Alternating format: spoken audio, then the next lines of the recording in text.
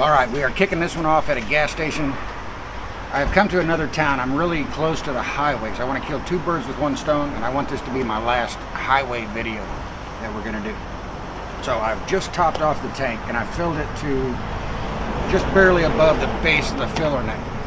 And I'm going to reset the trip odometer, and we'll get some mileage today, and come back to this gas station, top back off, see how much gas we used, and get a more accurate fuel rating than we did last time. Because last time was kind of some guesswork in there, so I'm not really happy with that. But we are going to go out and do a video. I wanted to make this part of the previous video, but I didn't want the video to be too long, so I didn't film this part. At the beginning of the previous highway video, there was a left exit I said was another highway going east to west, where we were going north to south. The north to south highway travels up the Shenandoah Valley, and it's fairly flat. There's some hills in there, but we're not crossing any mountains or anything like that. The east to west one does. There's two mountain ranges on each side of the valley, and we are going to go west and hit some big ones because I want to see how this does on grades, on steep grades. There's one hill out there, or mountain, that my car doesn't do the speed limit of. I could probably do it if I floored it and really revved the hell out of it, but I don't do that because I want to protect the engine. So I usually just put up at about 45, 50 miles an hour, and I want to see how this does in relation to my car. So I don't know the actual grade on that hill, and I don't know if it actually says. There's one about 150 miles from here that does, and it's a lot longer, but I'm not going 150 miles to find out. So we're going to do the closer one. It's pretty dang steep. Let's get underway and go do it. And I'm just going to start filming out there. I'm not going to film on the way to it. Because I got to go down it, turn around, and then come back towards it. So once we turn around, I'll fire up the cameras and we'll see how it does. And the speed limit here is going to be a little bit slower than the previous video. That was a 70 mile an hour highway. This is going to be a 65 mile an hour highway. So let's see how she does up the hill, and let's see how she does on gas, and we will meet back here later. Let's go.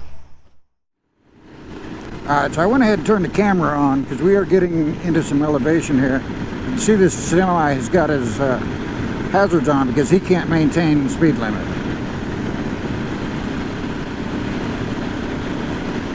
And I've slowed way down just to mess with the camera.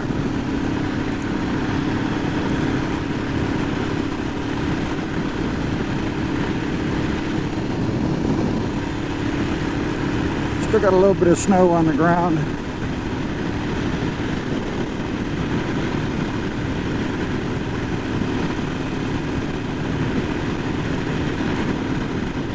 Hey, actually, I've got it floored right now. This is as fast as I can go, and I'm doing 60. And I already can't maintain the speed limit.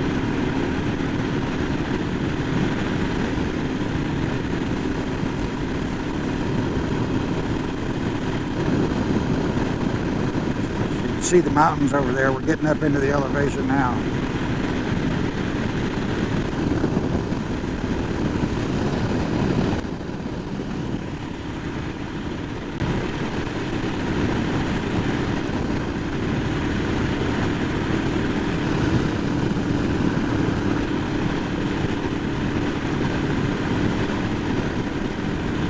Hopefully that'll give you guys a couple of little views.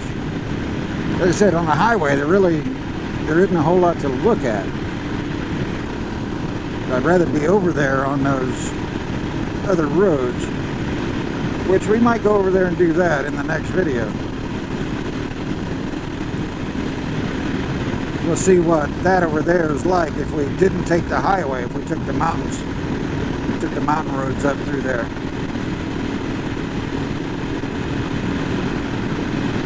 So I am still floored, and I'm doing almost 65. Looks like we're leveling out a little bit, but we're still climbing.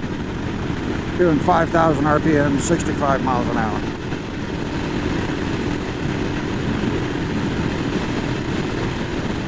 And the speed limit here is 70. I've passed the sign back there. Must have changed it since the last time I've been on this road. I just really don't take the highway very often. So it's actually been a while since I've been on this.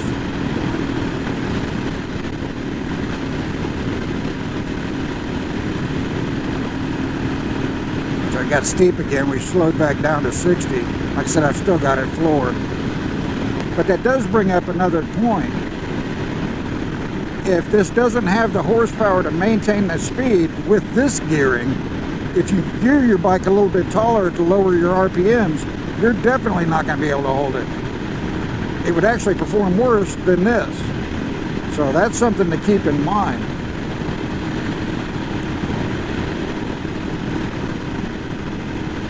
So maybe raising your gearing is something you'd only really want to do if you're only going to be riding in flat areas. Because the bike just simply doesn't have the horsepower to do it.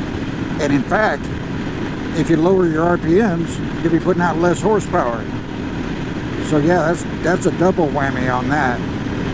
So the bike already doesn't have the power to hold the speed up hills. Like right now I'm floored doing 58 and I've got a car going by right here.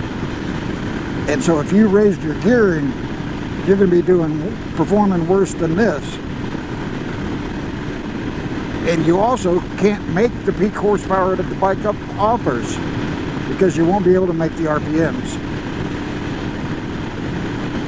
So I'm at 4,500 right now, so I'm at peak torque, but I'm not making the most horsepower. I'm doing about 57 miles an hour. All right, so we have completed our run and we are back to our point of origin. We have refueled the bike, calculated everything up, and what do I think? The lowest speed I did coming over the mountains was, and that's better than my car. So not as bad as I was thinking it was going to be. We did a lot better. The bike did it a lot better than I thought it was going to. So you're looking at, if you're doing some steep climbing, you're looking at 60 miles an hour, basically. The fuel economy, in the last video, it wasn't exact, and I knew that. It was kind of ballpark. I was ballparking some figures because I wasn't starting with a full tank of fuel and filling back up to that exact same amount again.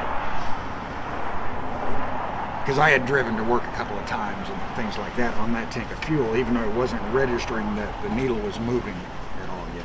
So I knew I had burned some fuel, didn't know how much, and so that was kind of a weird factor. And I could get the numbers up over 40 or so miles per gallon if I kind of messed with them a little bit, but it was guesswork, really. So this time what we did was we filled the tank up to a certain level, did our run, came back, filled our tank back up to that certain level, and got our figures. So we went exactly 53 miles. We put in 1.143 gallons of gas. So that's how much we burned. And that gives us a fuel economy of 46.3 miles per gallon. So better than before. That's under 50. That's 46 is not great. My car actually does better than that. So yeah, my verdict on the Himalayan on the highway is yes, you can do it. I'm not going to. For me, it's going to be just kind of an emergency proposition. If I have no other choice, yes, I can jump on the highway. I know the bike can handle it. I don't like running the RPMs that it's going to run, and I don't like burning the fuel at the rate it's going to burn the fuel. So I will try to avoid the highways as best I can, but there are going to be times when I have to get on. But like I said, it's going to be a last-ditch proposition if I do it. That's my thoughts on the Himalayan, and I hope this little series was educational and everybody got something out of this. Because these were questions that we needed answered, and now we have the answers. So that's it, the Himalayan on the highway. Let's wrap this up and get back to having some fun. Catch you guys next time.